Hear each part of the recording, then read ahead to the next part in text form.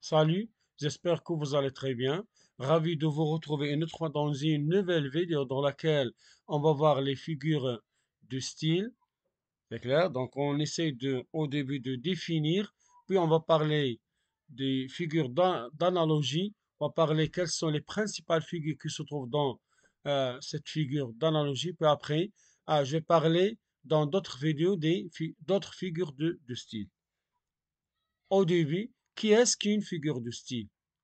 C'est clair? Donc, les figures de style sont des procédés linguistiques utilisés pour rendre un texte plus expressif, plus vivant ou plus marquant. Ça donne à une image ou bien rendre plus expressif, plus vivant ou plus marquant. On distingue plusieurs figures de style. Parmi ces figures, on parle des figures d'analogie. Elles établissent des relations entre des éléments. C'est clair? Donc, c'est ça le rôle des figures d'analogie. Donc, établissent le lien ou bien la relation entre ces éléments. Voici les principales figures d'analogie. Donc, premièrement, c'est la comparaison. Donc, je vais définir la comparaison, c'est quoi? C'est rapproche deux éléments.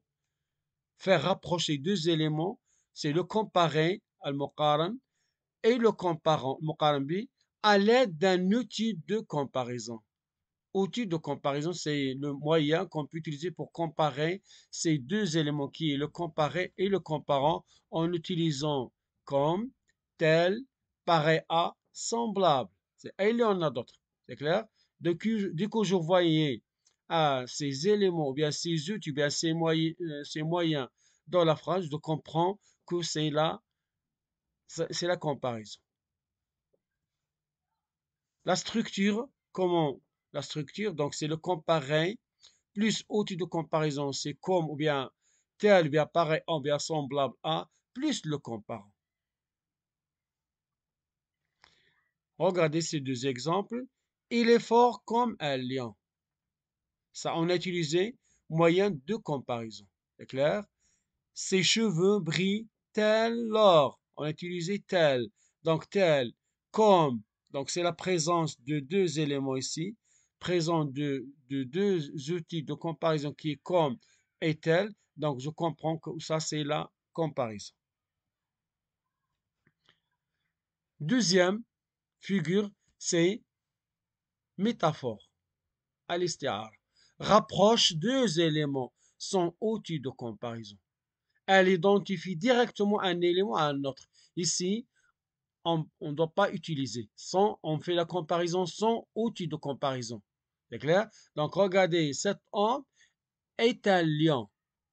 On peut dire que cet homme, c'est fort comme un lion. Mais si on n'a pas utilisé, on dit cet homme est un lion.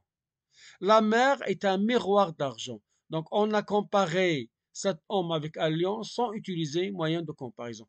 La mer est un miroir d'argent. On a comparé la mer comme miroir d'argent. Donc ici, on a fait la comparaison sans utiliser outil de comparaison. C'est ça ce qu'on appelle métaphore. Troisième figure, toujours dans figure d'analogie, donc c'est la personnification.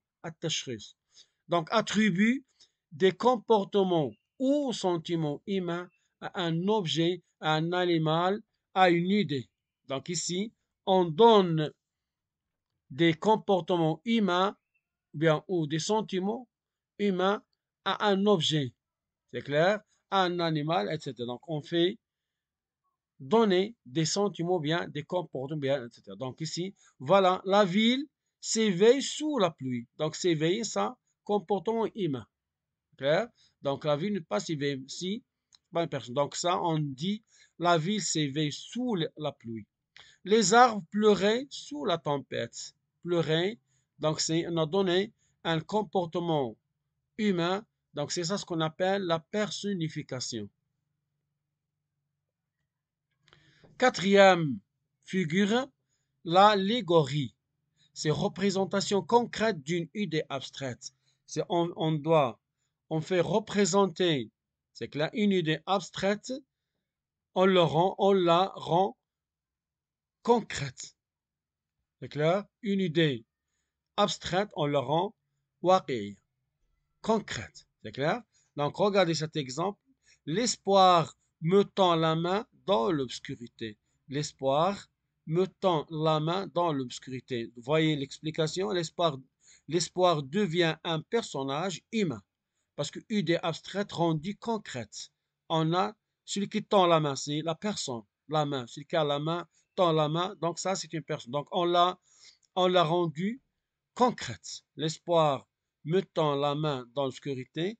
Espoir devient un personnage humain, idée abstraite rendue concrète. Maintenant, on passe à un exercice.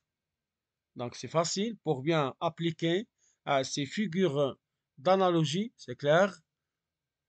J'indique s'il s'agit d'une comparaison, métaphore, personnification ou l'allégorie. On a dit ça, la comparaison, on doit utiliser outils de comparaison comme tel, pareil, à, etc. Métaphore, ça en comparaison, outils de comparaison. Ça, personnification, on donne un comportement humain à un objet ou bien un élément de la nature, etc. L'allégorie, ça en rend une idée abstraite concrète. Représentation d'une idée abstraite, on la rend une idée concrète ou bien une image. On a donné sous forme d'une image. Donc voilà, la colère rugissait dans son cœur comme une bête en cage. Donc qu'est-ce que vous voyez ici?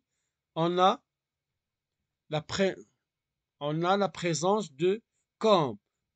On a comparé la colère, c'est clair, avec une bête. C'est clair. Et on a la présence outil de comparaison. Donc, qu'est-ce qu'on va dire ici? C'est de lire. 2. Le vent sifflait sa mélodie. Donc, ça, le vent sifflait. Regardez bien, souligne du verbe siffler. Sa mélodie de glace, c'est entre les murs de pierre. 3. La liberté guidant le peuple brandit le drapeau de la révolte. Regardez bien, guidant le peuple. Donc, la liberté guidant le peuple, c'est clair. Ses yeux sont des étoiles dans la nuit. Donc, ses yeux sont des étoiles. Regardez bien, des étoiles dans la nuit. La tempête file comme une flèche. Regardez comme. Donc, file comme une flèche.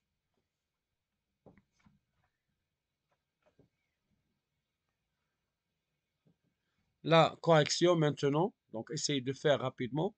Donc, voilà la correction. Donc, la première phrase. La colère rugissait dans son corps comme une bête en cage. Donc, ici, présence de comme pour comparer la colère à une bête, c'est clair. Donc ça, c'est la comparaison.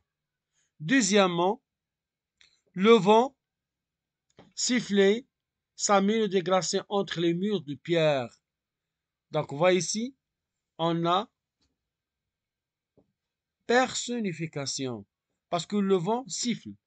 Le vent siffle, c'est un comportement humain.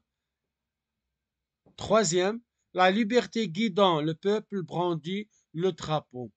C'est clair? Donc ici, ça c'est l'allégorie. C'est clair? Donc, parce que la liberté est présentée comme une femme. Donc c'est, voilà. 4. Ses yeux ont des étoiles dans la nuit. Ses yeux ont des étoiles dans la nuit. Donc les yeux, donc ici, les yeux égale étoile, donc sont outils de comparaison. Donc c'est métaphore. Et la dernière phrase, le temps file comme une flèche. C'est clair? Donc, 5, on a la comparaison. C'est comme une flèche. Donc, on a comparé le temps à une flèche. Donc, on a utilisé comme. Essayez de faire ces phrases, de répéter pour bien comprendre. Puis après, on va passer, on va voir aussi d'autres vidéos qui vont parler d'autres figures de style.